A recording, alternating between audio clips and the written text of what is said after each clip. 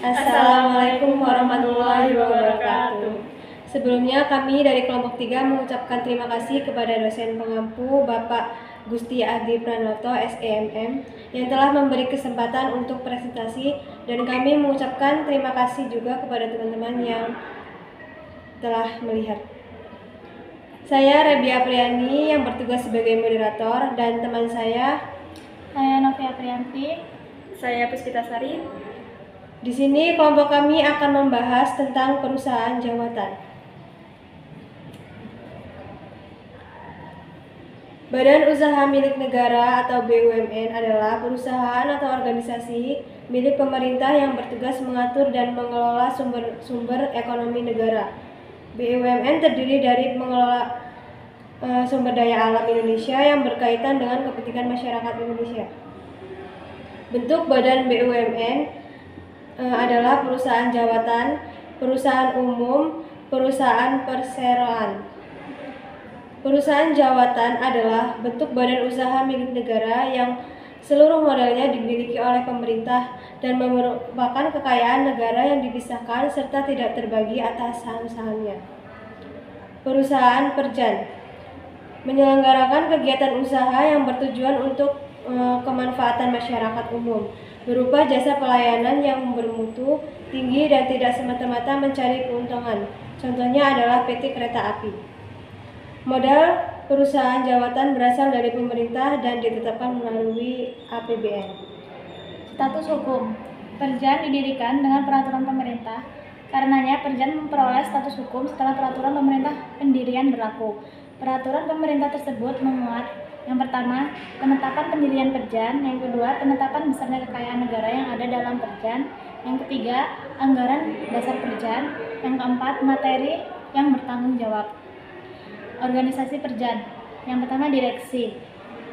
Direksi ini bertanggung jawab atas pengurusan Perjan untuk kepentingan dan tujuan Perjan. Yang kedua, wajib menyiapkan rencana jangka panjang yang memuat sasaran dan tujuan yang hendak dicapai dalam jangka waktu 5 tahun. Dewan Pengawas. Dewan Pengawas ini bertugas untuk melakukan pengawasan terhadap kepengurusan Perjan yang dilakukan direksi mengenai rencana kerja dan anggaran perusahaan, rencana jangka panjang, ketentuan dan peraturan undang-undang yang berlaku. Ciri-ciri Perjan. Tujuan utama untuk melayani kepentingan masyarakat tanpa melepaskan syarat efisien, efektivitas, dan ekonomis.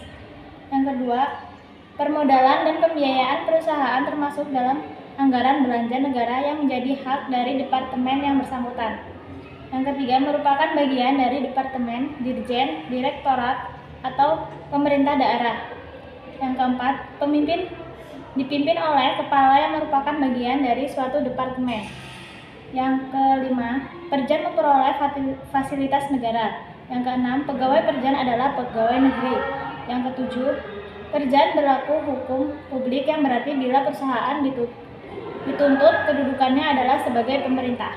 Dan kelebihan Perjan ada 4, yaitu yang pertama, semua modal atau pembayaran keperluan Perjan berasal dari pemerintah.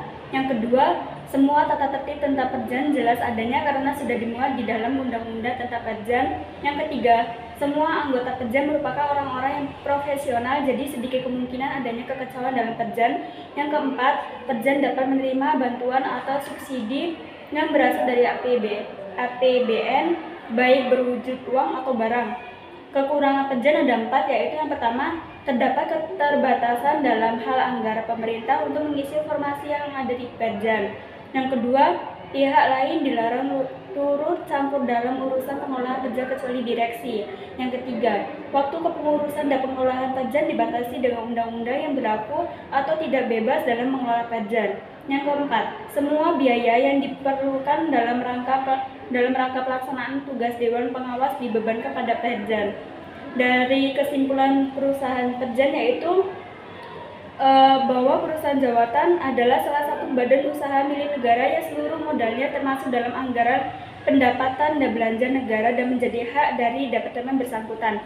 Dan kini sudah tidak beroperasi kembali karena adanya pembubaran serentak perusahaan jawatan oleh pemerintah pada tahun 2003 yang dikarenakan ketidakefisiensi dan ketidakefektivitasnya perusahaan jawatan selama beroperasi.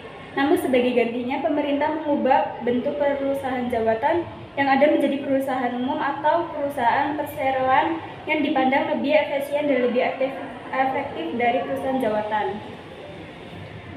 Dokumentasinya kelihatan nggak? Bisa.